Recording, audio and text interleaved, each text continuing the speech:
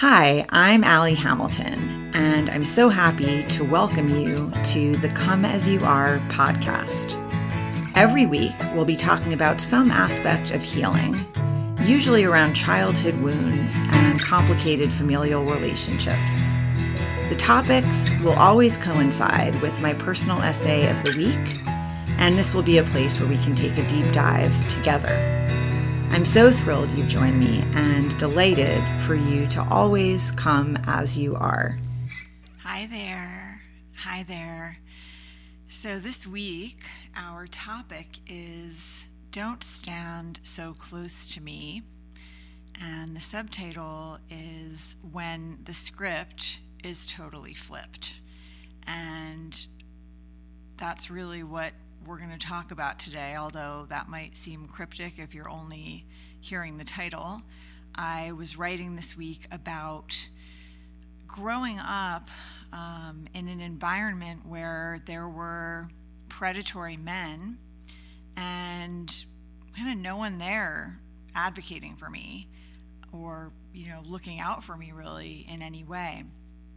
And I don't think it's an uncommon experience. In fact, I know it's not an uncommon experience because whenever I write about anything like this, and it's a tough topic, it's a tough topic to write about, it's a tough topic to talk about, and it's a tough, environment to be living in and growing in. So I want to acknowledge that at the beginning of all of this. But whenever I write anything, talk about anything that has to do with sexual assault or harassment or anytime, just that feeling of powerlessness, I always hear from more women than you can imagine. And so I know that I'm not alone in this experience. And that's part of what makes me talk about it, even though it's not easy to talk about, write about it, and show up here today to have this conversation. So I'll never know for sure.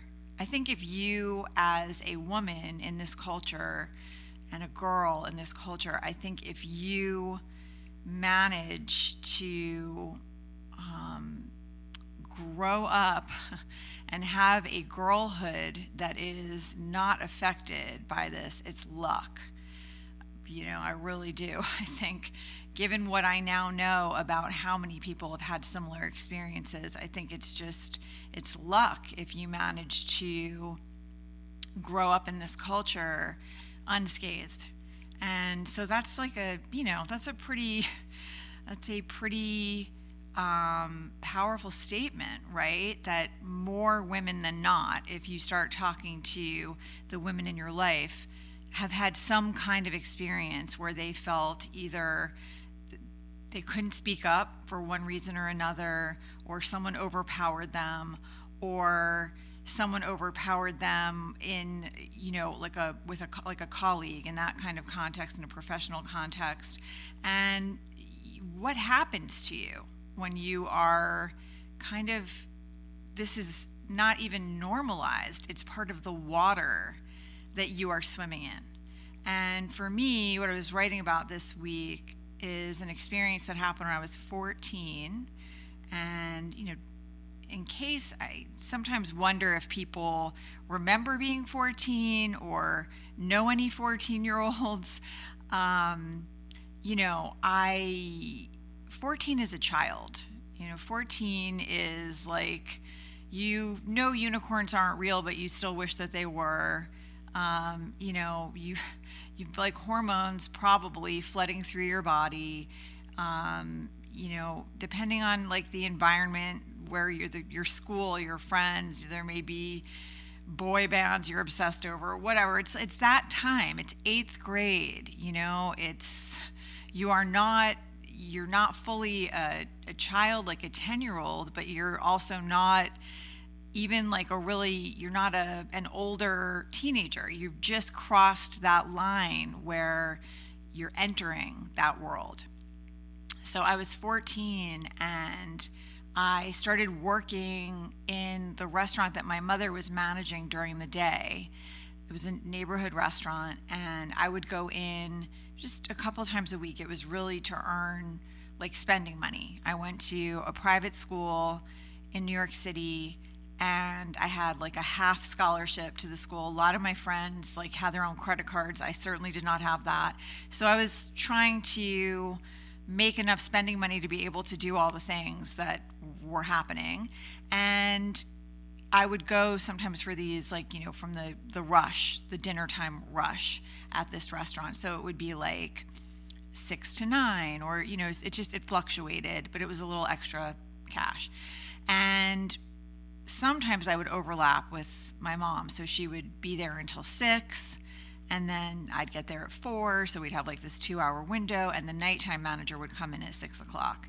Sometimes I was just going in then. So, it varied. But he was this 27-year-old, very charismatic guy who would walk in. You would never miss it when he walked through the door. He would yell out, "Good morning," even though it was nighttime, and everyone thought that was hilarious.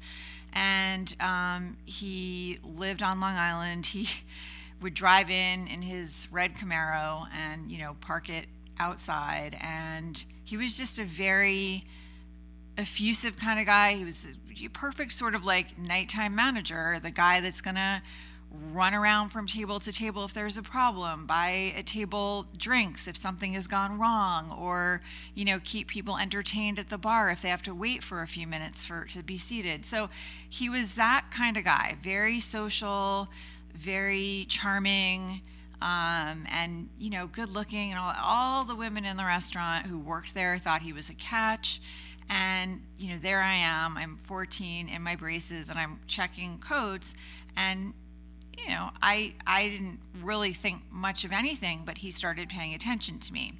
And the ways in which he would do that, I would often bring homework with me. I would bring a book to read, or, as long as I was available, if somebody started walking toward me to check a coat, it was fine. So he would come over and he would start saying, "Oh, you're so studious, and that's so great, and I really wasn't ever a good student, and what are you reading, or what are you learning?"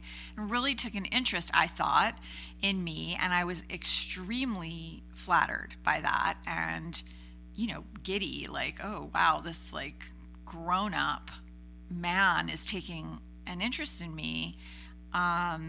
It made me feel really special at the time. And if you've been following along with me for a while, it was not an easy time in my life at that moment either. I had 2 different households. My mother, as many incredible qualities as she had, and she had many, she was an alcoholic, and she wouldn't ever acknowledge that or deal with it or talk about it or consider it.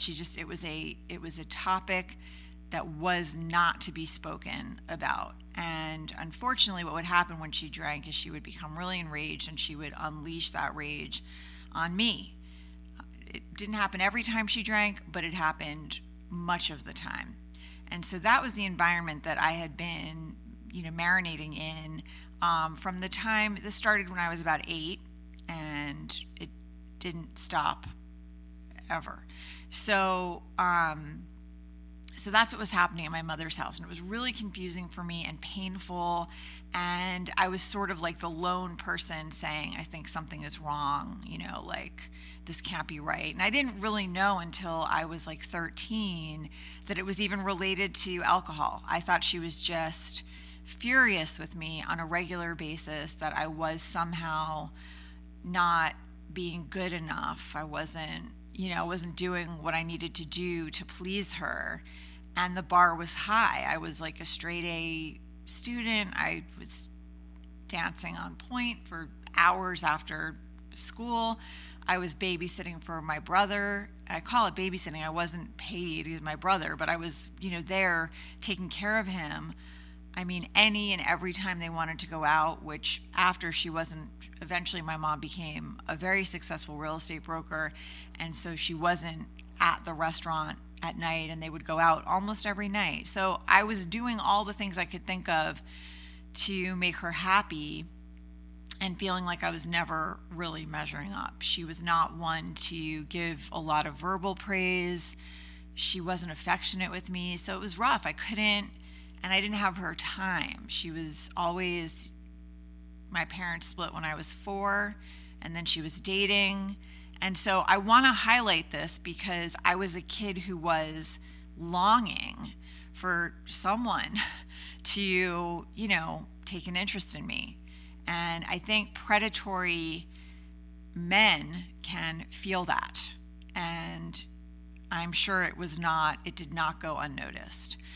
At my dad's house, it was a whole other set of circumstances, which again, if you've been following along, this is not new information, but he had started talking to me about his very grown-up man problems from the time I was 4 until the time I was 13, when I could not take it anymore. I woke up one Saturday and I said to my mom, I do not want to go to dad's anymore. I cannot do it anymore. And she had no idea why or what I was talking about, because I never betrayed his confidence. I never told her about all the women he was seeing, outside of my stepmom. I never told my stepmom. I never told anyone. So I had become incredibly good at keeping secrets. And I just was not receiving the kind of, I think, love and support and nurturing in those ways that are ideal. That wasn't happening. That's not to say I know my mother loved me. I didn't know that at the time, but I know that as a grown woman. I know she loved me, and I think that she really struggled to show it for a number of reasons, and that was painful for both of us. One of the biggest, heartbreaks in my own life. But we did get there in the end. On her deathbed, the last few weeks of her life, we got there. So that's for another day. What inspired this conversation and the personal essay I wrote this week and my rage really is it's not just Russell Brand. There's a whole bunch of, yet again, it's just another news cycle of predatory men, and it just needs to be addressed, because the impact on the girls and women growing up with that as a regular thing where no one's even surprised anymore is tremendous. And really, we need to be shining a light on it and talking about it, because this is half the population dealing with this. And, again, maybe there are people here and there who it doesn't impact them, women, girls who manage to grow up unscathed.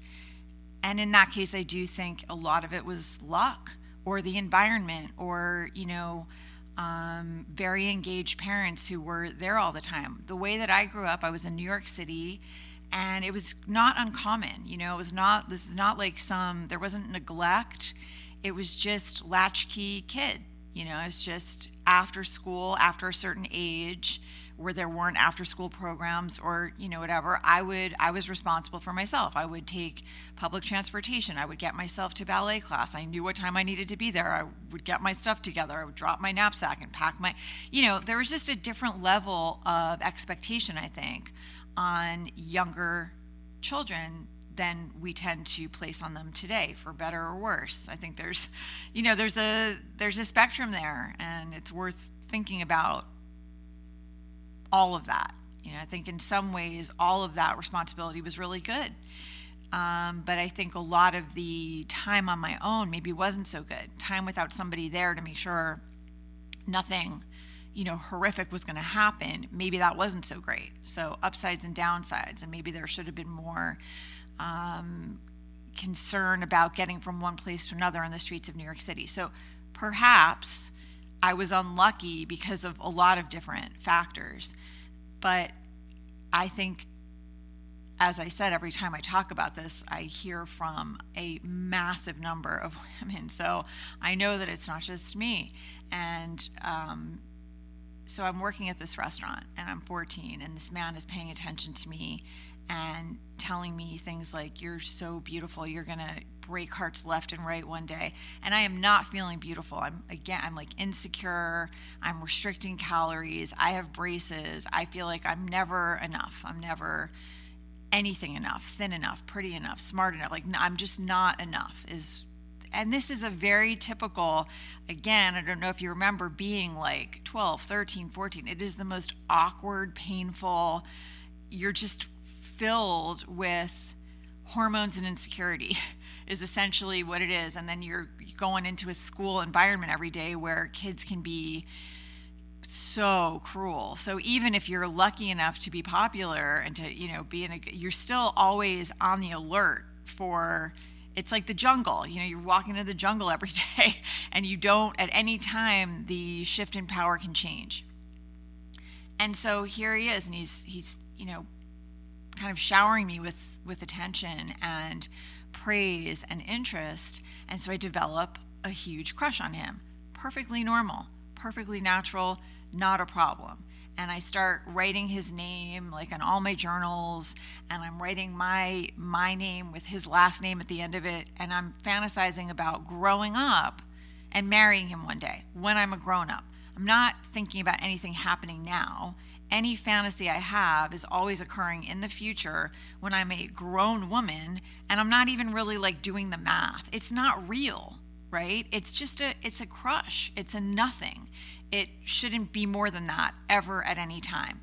It's just fantasy land. So I'm not doing the numbers and thinking, well, when I'm 25, none of that's happening because it's not real. One night, I'm there at the restaurant. It had been slow. He had spent almost the whole night leaned up against the coat check talking to me. I'm in heaven. I can almost feel my eyes like sparkling out of my head. I can't believe, how much interest this person is taking in me and how amazing it's making me feel.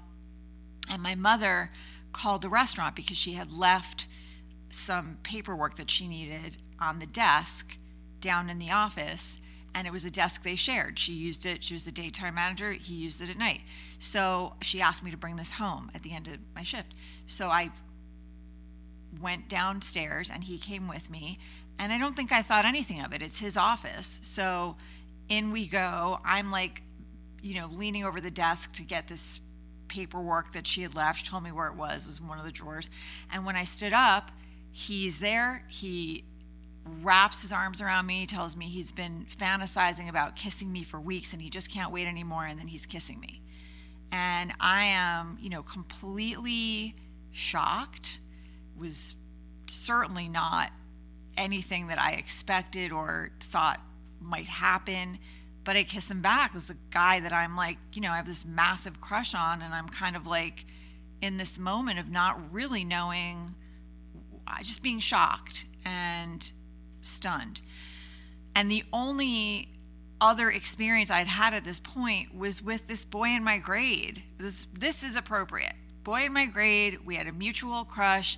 We went out. We had a relationship that lasted 2 weeks, which meant we were holding hands in the hallways at school, and we kissed a little bit outside of school. And he was my first kiss. Prior to him, thought that kissing was just two people smushing their lips together. I did not know anybody was like, there were any tongues involved. So the first time he kissed me, I was like shocked. That is how little experience I had, and just how much I did not know like how things worked. So just to give you some insight. So he and I, about 2 weeks, we have this, quote unquote relationship, and it ends. And it ends with like nothing, no drama, no problems, just we're 14. There's nowhere for it to go. And we go back to just like being friends. Hung out, it was great. So that's all the experience I have. And now this man is kissing me. And he's a man kissing me with stubble, and someone who's obviously, kissed a lot of people. I mean, I had no chance. Of being okay. Or knowing what to do other than just like kiss him back, And so I left there, and I remember having a flood of emotions, excitement, like, fear, confusion, shock, all of it. And he said to me after, you cannot tell anyone that I kissed you because I could go to jail. Like, I can get in really, really serious trouble. And I promised him, like, I'm not going to tell anyone. It's between us. I know how to keep a secret. He's like, not your best friend, definitely not your mom, no one. Like, I get it. I understand. I don't want you to be in trouble. Like, I have a huge crush on you. Like, I get it.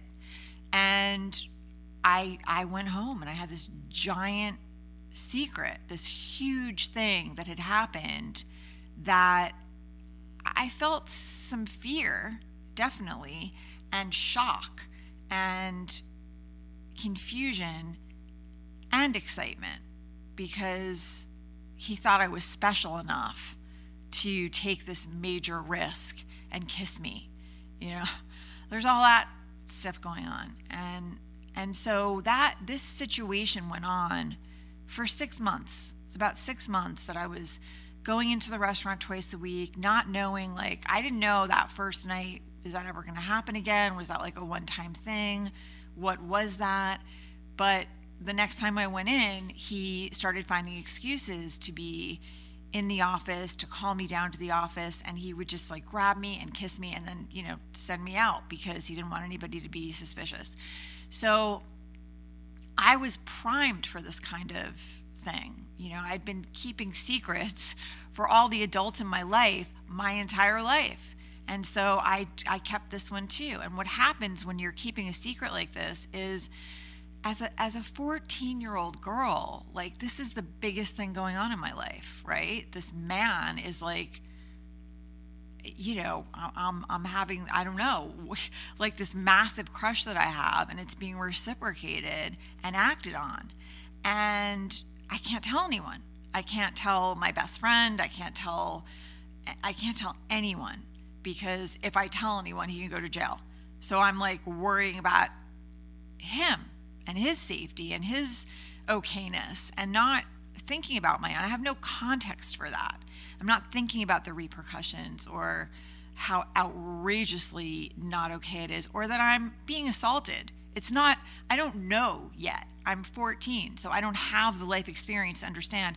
A 27-year-old man should not be interested in kissing a 14-year-old girl. It is not okay. It should not happen. I didn't understand. I'm thinking we're star-crossed, whatever, and oh wow, I'm gonna grow up and marry him. That's what I'm 14. That's the only thing I have going, is the books that I've read. I always had my head in a book. I was a huge romantic my whole life, heart on my sleeve. That's the context I'm working with, is Fantasyland. And so eventually the weather changed. They didn't need a co-check anymore. My mother had moved into the real estate world, and I stopped working there, and that it faded out. It just, there was a time where he would call me. I had my own phone, home landline phone, and he would call me once in a while, not often, but once in a while late at night he would call. So I was always hoping I was going to hear from him. It was the focus of my life for 6 months. And on my 15th birthday, I didn't mention this part yet, my mom told me she was going to let him take me out for dinner and to a movie. And I was on top of the world. I could not believe this was going to happen. And, as a grown woman now who has a 14-year-old daughter myself, I've got to tell you, it's really hard for me to wrap my head around that and to understand what she was possibly, thinking or doing, because she was not naive. My mother understood exactly,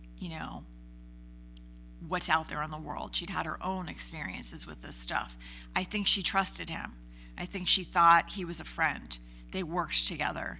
She thought he was adorable. She was very, my mother was she's beautiful. She was used to male attention. She was savvy and glamorous kind of woman. And so she was not confused about what can happen out there, but I think she believed this was a safe thing and he would never take advantage of a crush. I have to believe that.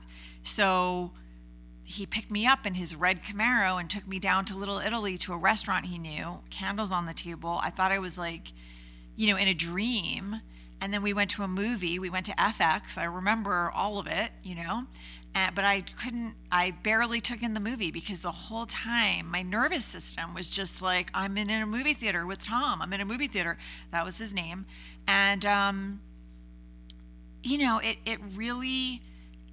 it really did a number on me, and it really robbed me of something essential that should have been happening in those 6 months. At that time in your life, 6 months is significant. You're learning what it means to be a young girl, woman. You're on the cusp of all that in this world.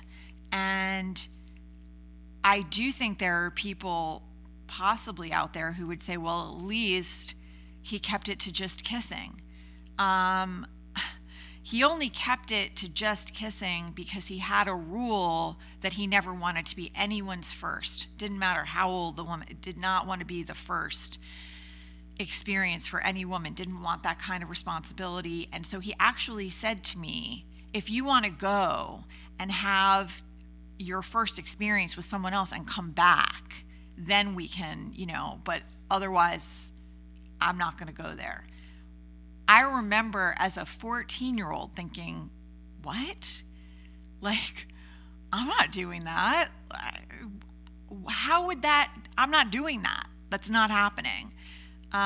So thankfully, I had some level of self-esteem that I wouldn't just go figure out how to make that happen. When I think about, I'm just grateful that was like a hard and fast no for me. That just was not even, I was such a romantic. The thought of like, what?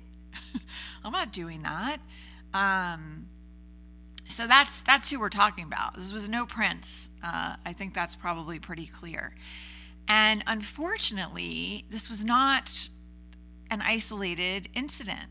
I was talking last week about getting assaulted in the stairwell on my way to ballet at 13, and other things that happened along the way, people exposing themselves, getting into elevators. It was just like, was not good. But I'm going to move forward to a couple years later when I was in high school. I was 16, and I had a massive crush on this 24-year-old teacher who had started working at my high school. He was not my teacher. He just had started working at the school. Massive crush. He looked like a kid, dressed like a kid, looked like a kid, cargo pants, high tops. So it wasn't as big of a stretch. It was 8 years. And in my mind, I'm thinking, well, this really, by the time I'm out of school, is like it's not a problem. An 8-year age difference is not, is not problematic.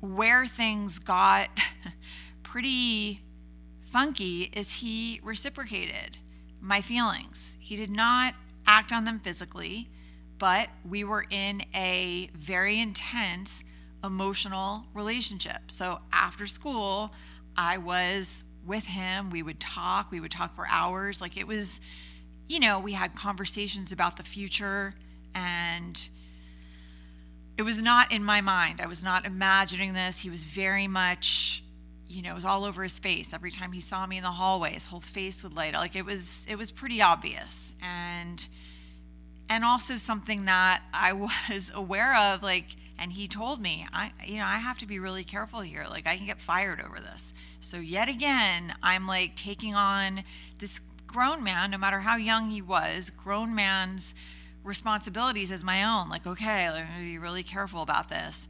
And he was, I was.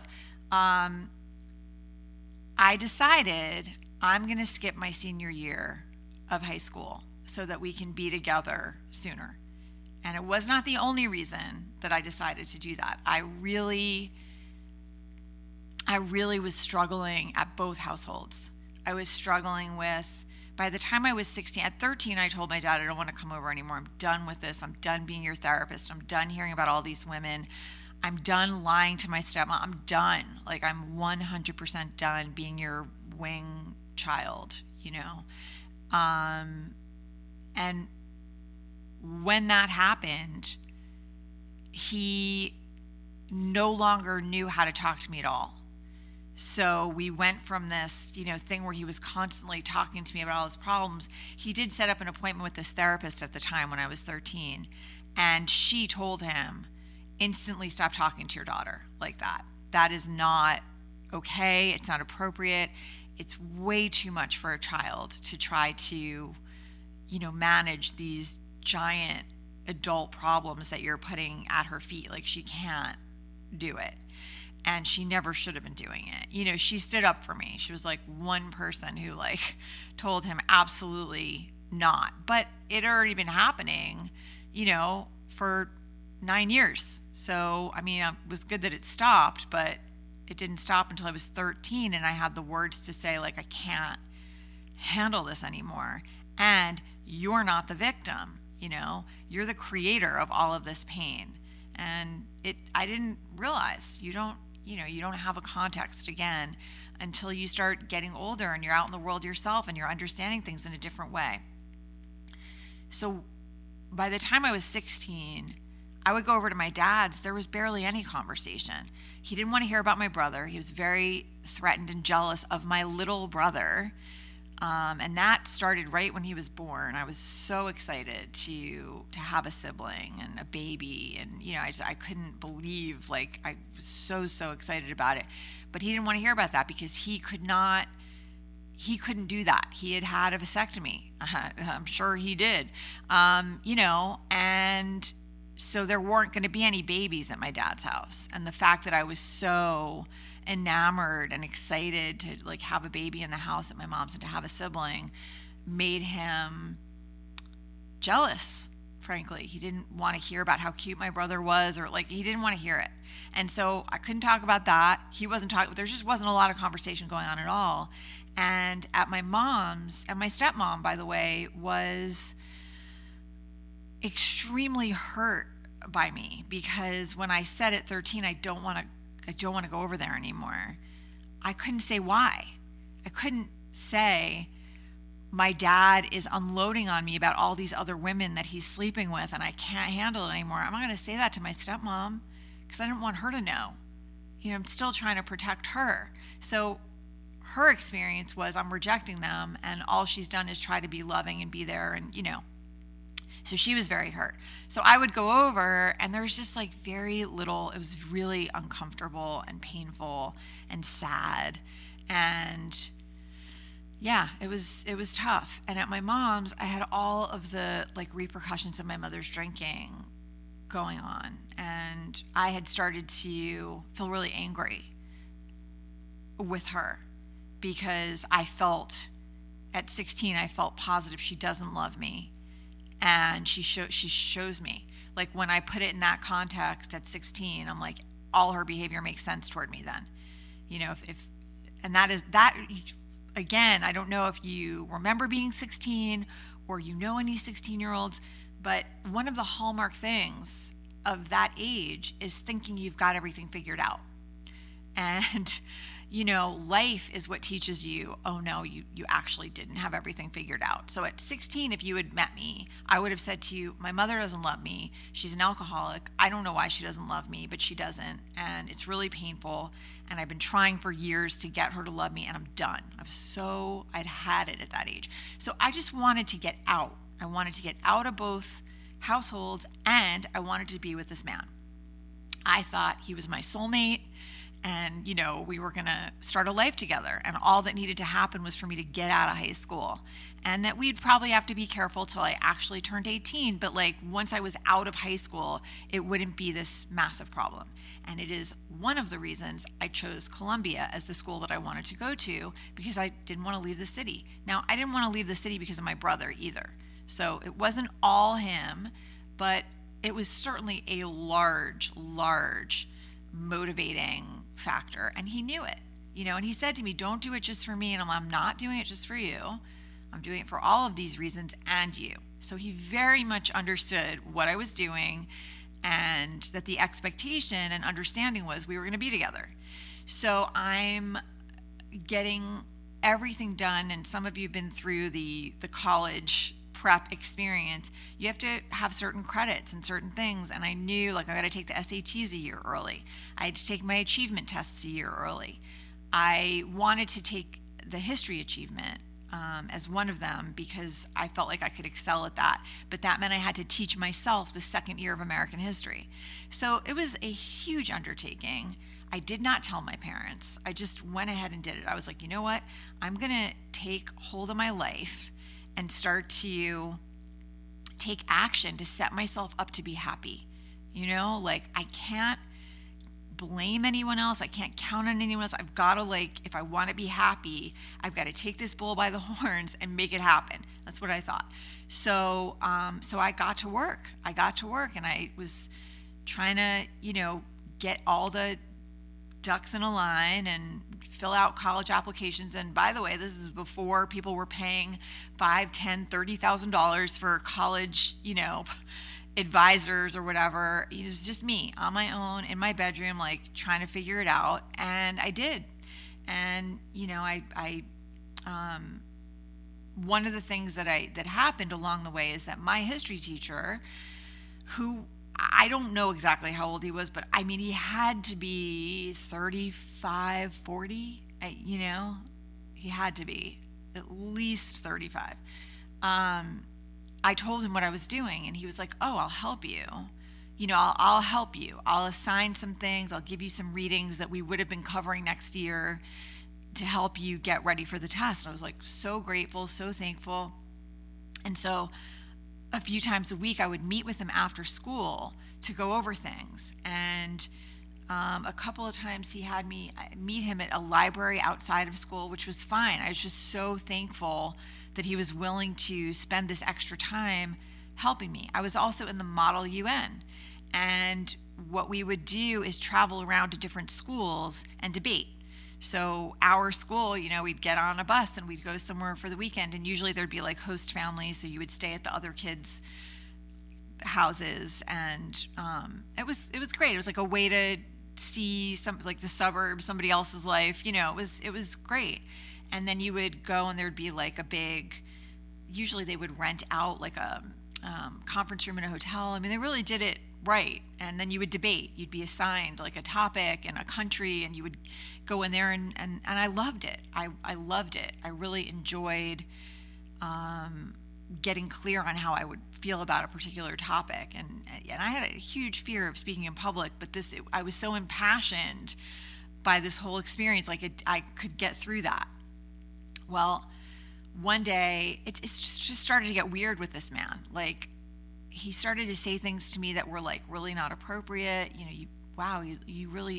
You say things that like no, 15, 16-year-old would normally say. Like, I work with kids all the time, and, obviously I'm in this environment, and you're so mature for your age. Well, yeah, because a whole bunch of guys, like, I had an education in how to talk to men, like, that I should not have had.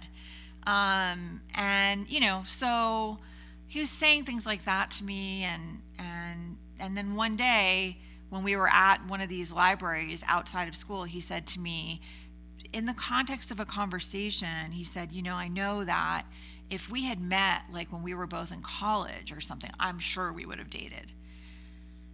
And I was like, I completely stopped in my tracks, because in no way and on no level was I interested in this man at all in that regard. I had nothing, like zero.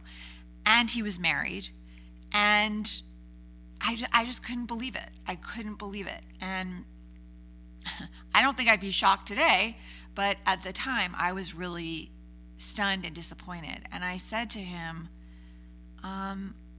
first of all, like, I wasn't alive when you were in college. And secondly, like, no.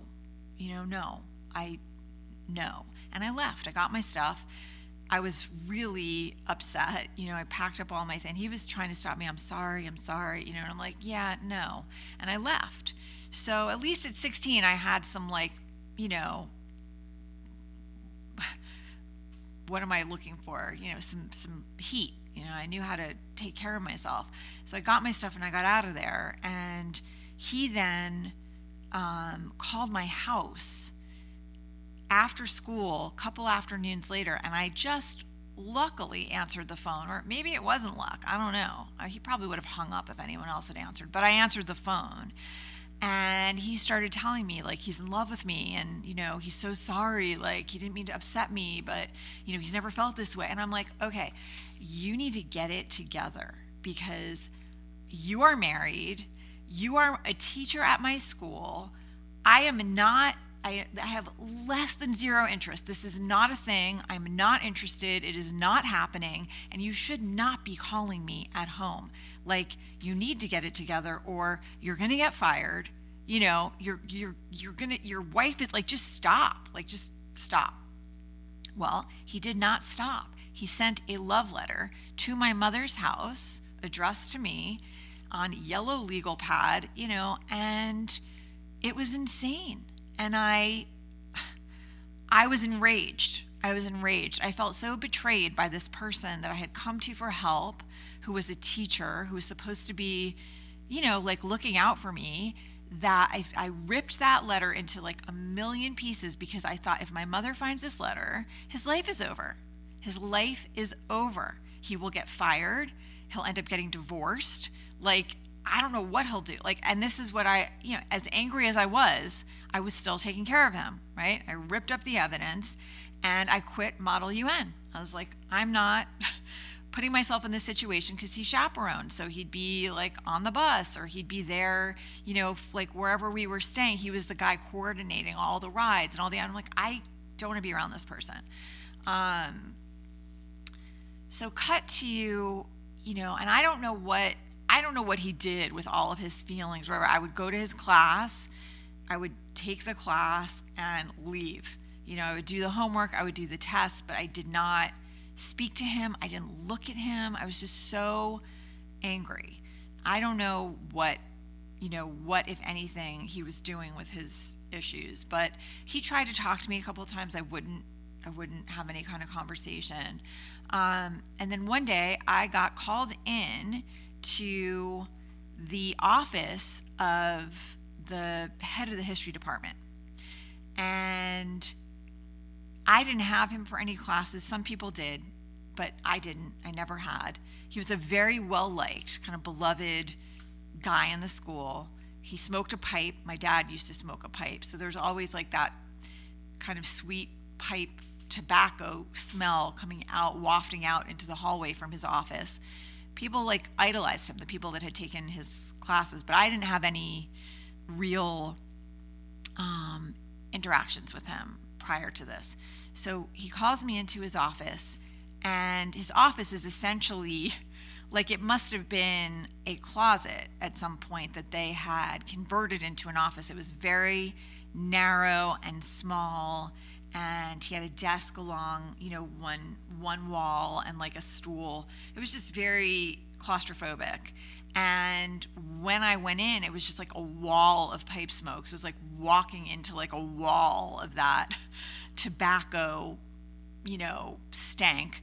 And I sat down and I had no idea I didn't know if it was like had something to do with applying to colleges early. Like I just did not even know what I was there for. And he said to me, do you know why I called you in? And I said, no, I have no idea. And he said, you are wreaking havoc in my department.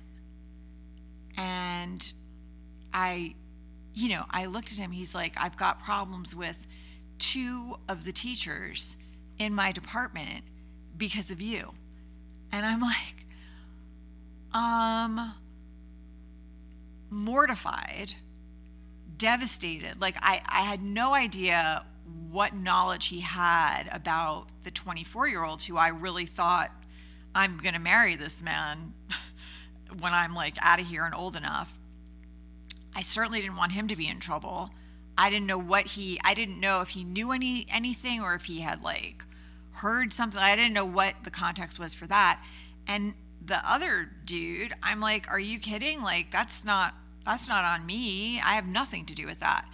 But I was so ashamed and embarrassed and uncomfortable. And I felt so like, I just felt like so awful, and I said to him, I'm like, well, I do have a crush on the one guy. That's true.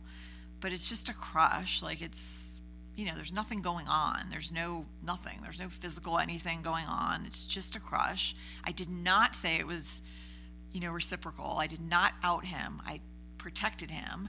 And I said, the other guy is like, I don't know what to tell you. He's lost his mind. And, I said he's like got some kind of weird obsession going on. Like, he called me at my house. He sent a love letter to my house. I'm like, but that's not on me.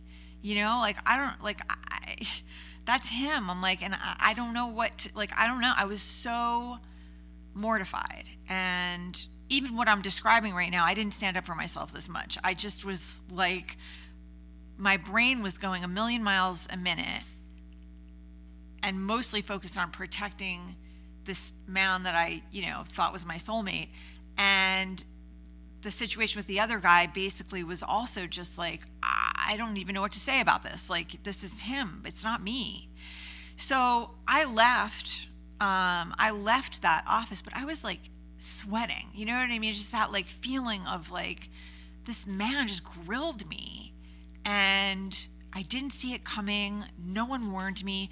There was no sense of, wow, like, these men are predatory and this is not okay. There wasn't any sense of like, this shouldn't be happening. A 24-year-old, I don't know if I don't think it was predatory. I just think it was really, really wrong. But, the other guy, like, it just was not, there was no sense of someone needs to be looking out for you in this situation, and I'm going to take care of this. Like, I'm really sorry this has happened, and I'm going to talk to both of these men, and you will not be dealing with this anymore. There was none of that. That was not the vibe. The vibe was, you've created a problem in my department, and I'm going to shame you right now.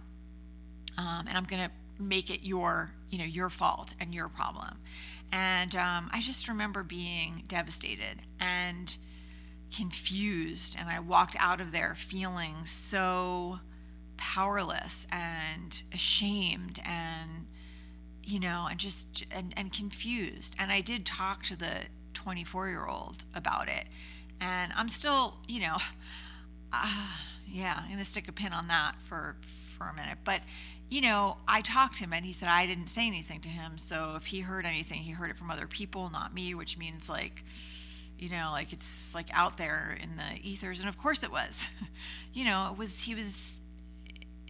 It was not, you couldn't really miss that it was like a mutual feeling going on there. As it turned out, when I got into Columbia, the day I got in, he let me know he had been seeing someone else, and he went off and married that person. So that was devastating. And that was, my first real, like, I felt so blindsided and so betrayed by him. So that didn't end up being a good situation, right? That broke my heart. And I think a lot of time, these men think if they're not actually sleeping with you, then they're heroes, And you're not a hero. If you are screwing with someone's mind, if you are screwing with a girl's mind, you're no hero. You're no prince. You are taking advantage of a very young girl's very romantic idea of what it means to be in a relationship. There is no context for it yet. I'm a grown woman now. I know what a relationship is.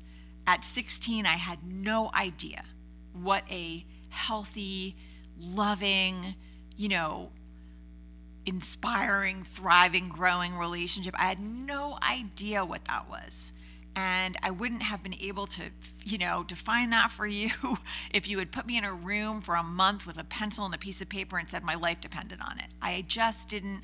I had all these romantic notions and no life experience. And that is every teenager under the sun.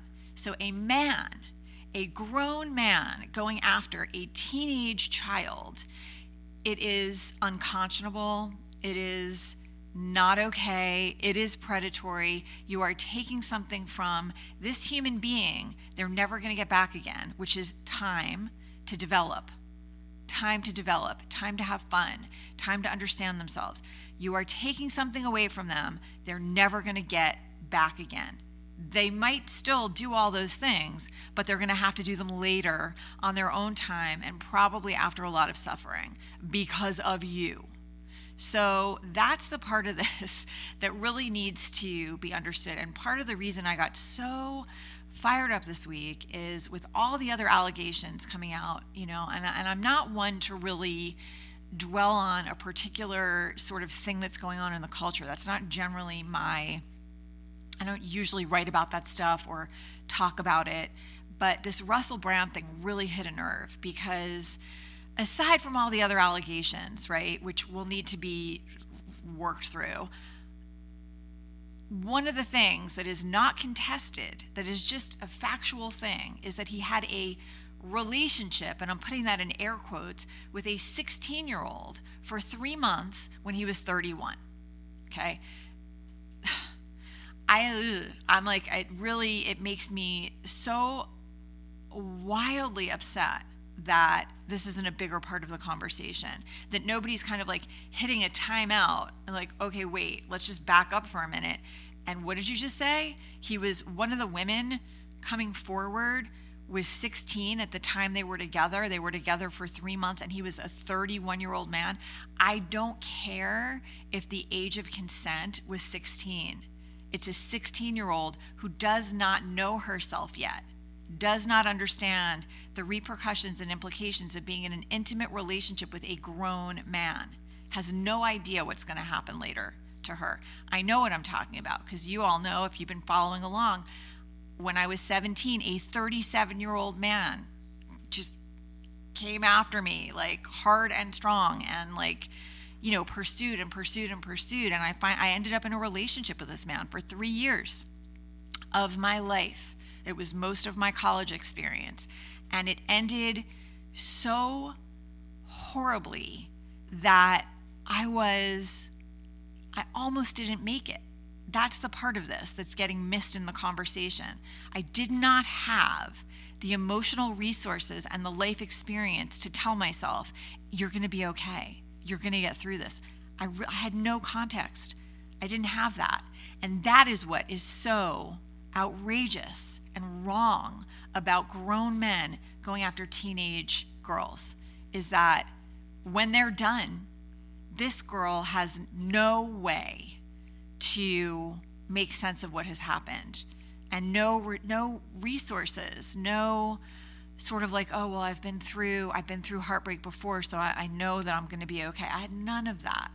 And, it's really just, I think, my innate romanticism and optimism that kept me alive, where I just said, I'm not going to give up on the idea that I might be happy in this life at some point. I'm not going to give up on that. I'm going to hang in there, and I'm not going to, I'm not going to give up. But it was rough. It was really rough. I was really just like wildly depressed. And I mean, at the bottom, like pretty much as low as you can go. And thankfully, that is when I wandered into a yoga class. And that's where everything started to turn around. I had all these years of therapy, so I really understood myself, and I understood why I was allowing myself to be involved in these situations with people who were not looking out for me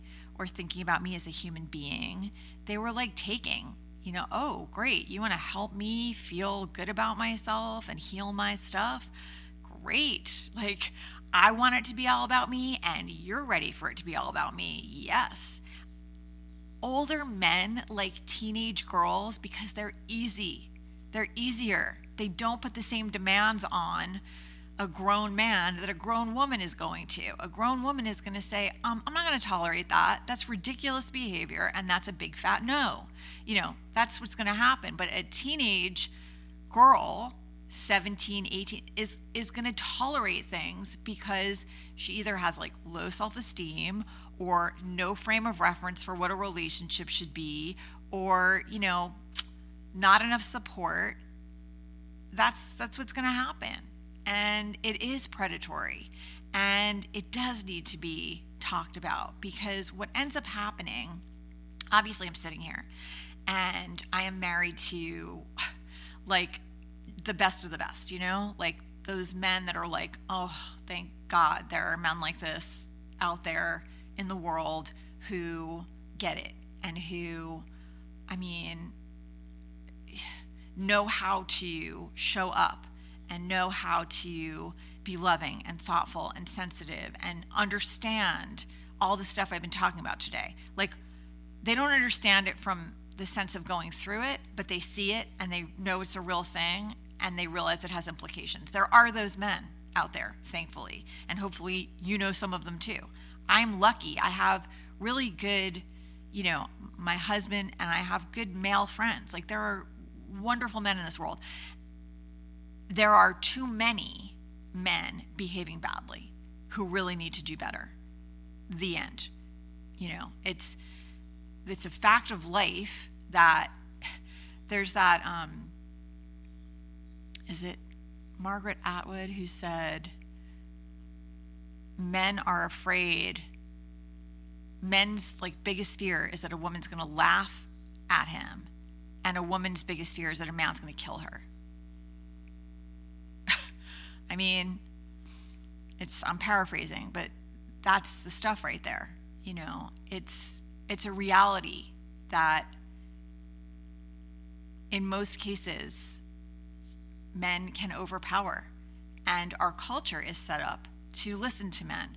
If a man walks into a room and wants to talk, he's going to take up that space. He's not going to think twice about it in many, many, many cases, and in many, many, many environments. And it has so many implications on so many levels for all the women in these situations, out in the world, in the workforce, at the grocery store, like everywhere you go. The whole system is set up for, let's call it what it is, white men. They're at the top of the food chain. And everyone else is not at the top of the food chain. And we can go down that, we can go down that ladder of how people are being dismissed, disrespected, unheard, people of color, women of color. It's like, if it's bad for me, it's worse for them. And that's a fact. When I try to write about these things, when I do write about them, sometimes, not often, but sometimes I get attacked, and it's like, this is what you're dealing with as a woman in this world, is when you start pushing back and saying, actually, that is not okay. There are all kinds of names. Y'all know what they are. Women are described as being difficult if they stand up for themselves, if they demand the same pay for the same job, if they, say, don't call me honey. It's a work environment. Please do not call me that. And forget the please. Don't call me that. It's like the impact is endless, and it takes a lot of work to, first of all, step back and see what has happened as a result. And it really is a worthwhile question to ask yourself as a woman, as a girl. Do you find yourself, for example, you're walking down the street and you bump into somebody because they weren't looking, do you say, I'm sorry? Just ask yourself, are you apologizing all the time? What about the language you're using, as a woman or someone who identifies, however do you weaken your statements? I go through my writing now and I take out the just almost all the time. I just wanted to say, get rid of that. Here's what's on my mind. Boom. take a look at your emails, your texts, and just see how often you're coddling and apologizing for and trying to make nice your feelings and opinions because you know you need to. Like, I don't want to do that anymore. I don't want to feed into this anymore. So that's one of the things I'm doing in the editing process when I'm writing stuff, is going back in after and saying, like, am I taking what I really feel and trying to wrap it up in a digestible, bow here so I don't offend anyone or get attacked? Because, it's like, I'm a grown woman. I'm going to be okay. Like, I'm not 16 anymore. I'm not 13 anymore. It's like, I know what it is that I want to say and what I want to share. And so I don't want to weaken that, or dress it up. And there are all kinds of ways that you can really just look at that. Like, are you prioritizing everyone else's needs ahead of your own in your life? Just to really consider, if someone says something, are you stopping and listening? There needs to be a lot more like support for women of each other and the good men out there, of all the women. It's like there just needs to be more of that going on. There needs to be more calling out when something isn't okay, more consequence. And that's the other thing that I was going to sort of tie this up with, is your job is not to pay the tab for somebody else's bad behavior, ever. It's not your job. If someone does something and there are going to be repercussions, that's on them. Those repercussions may be exactly what they need in order to do better the next time, in order to learn something and grow. And so when you pay the tab, when you try to make everything okay for everyone, sometimes you're robbing the person of the experience that they need to have. Now look, there are so many instances where women are being quiet because they don't want to lose their job. Because they don't want to, because the power structure is what it is. And as many strides as we've made forward, we're nowhere near where we need to be. So for me personally, at a certain point, I realized just all of this, like the impact that all of these experiences had on me as a human being. And I felt like I had to really allow myself to have the full spectrum of feelings around it. The rage, if I could go back, and I was writing about this yesterday, if I could go back in time, I really wouldn't change anything, because I wouldn't want to take the chance that if I pulled on one piece of the whole thing would fall apart. I love where I ended up. I love my life. I have work that inspires me and that I love so much. I have a community of people that I love so much. And I have the best family, like my kids, my husband. I'm incredibly, incredibly happy. So I wouldn't go back and change anything, because I would be afraid if I did, I wouldn't end up,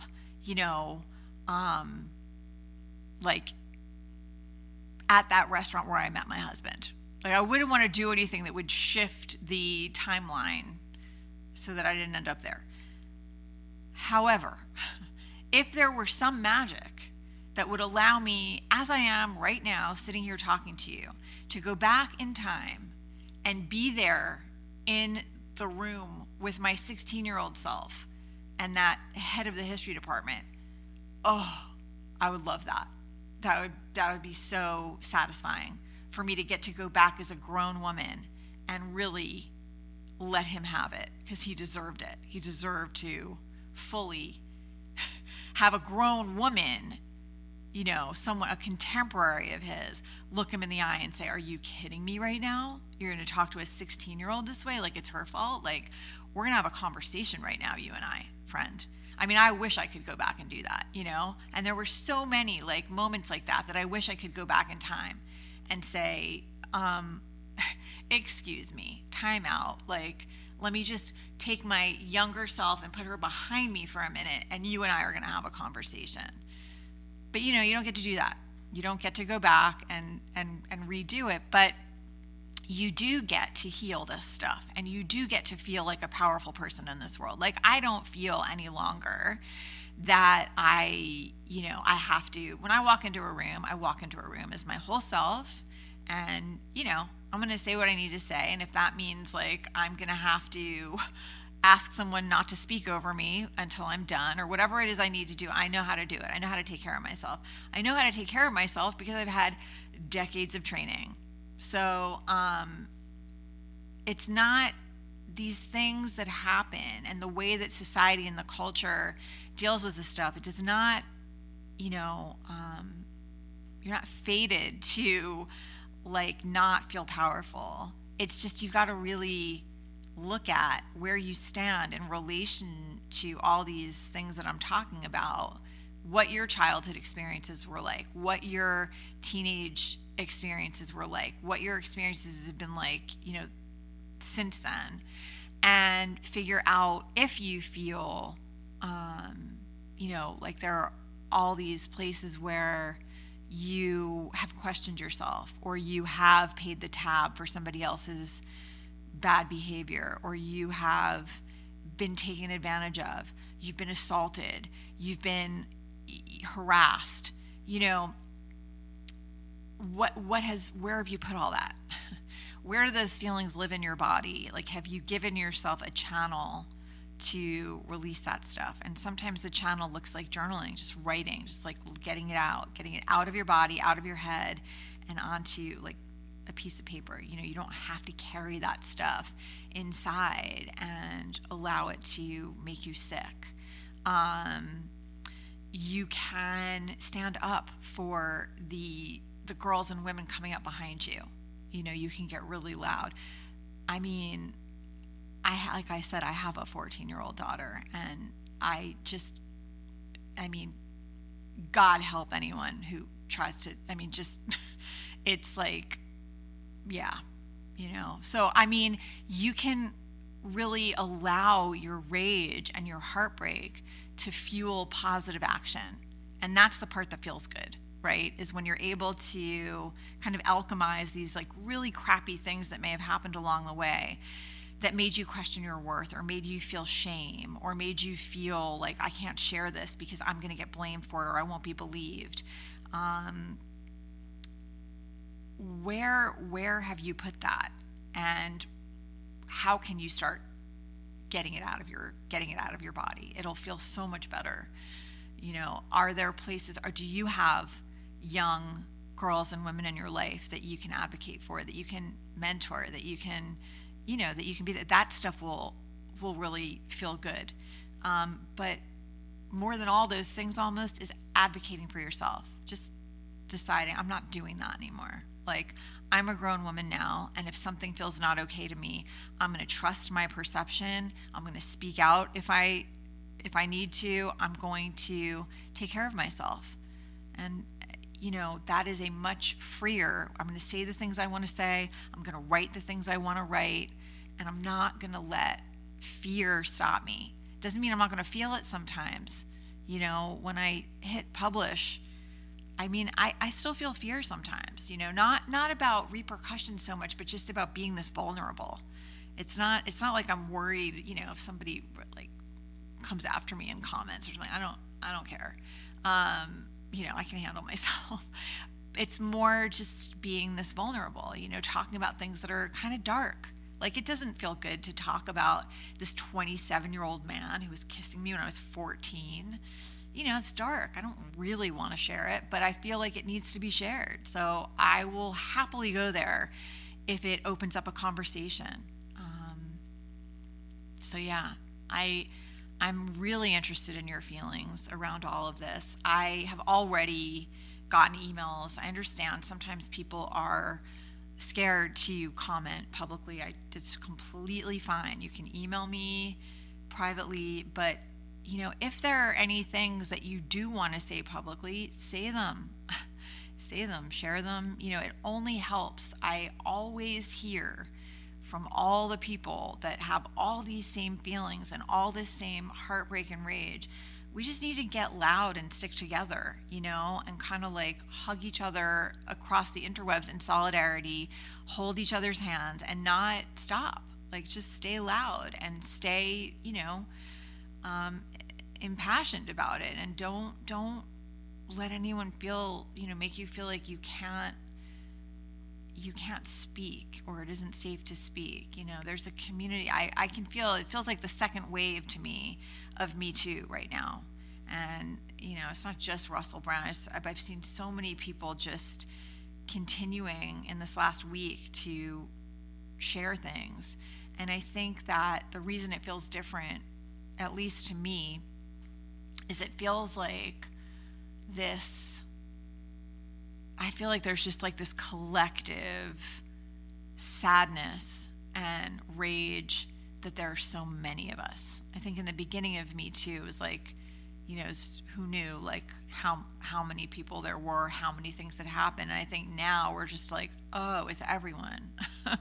It's everyone. And none of this is a surprise any longer. And we're still here.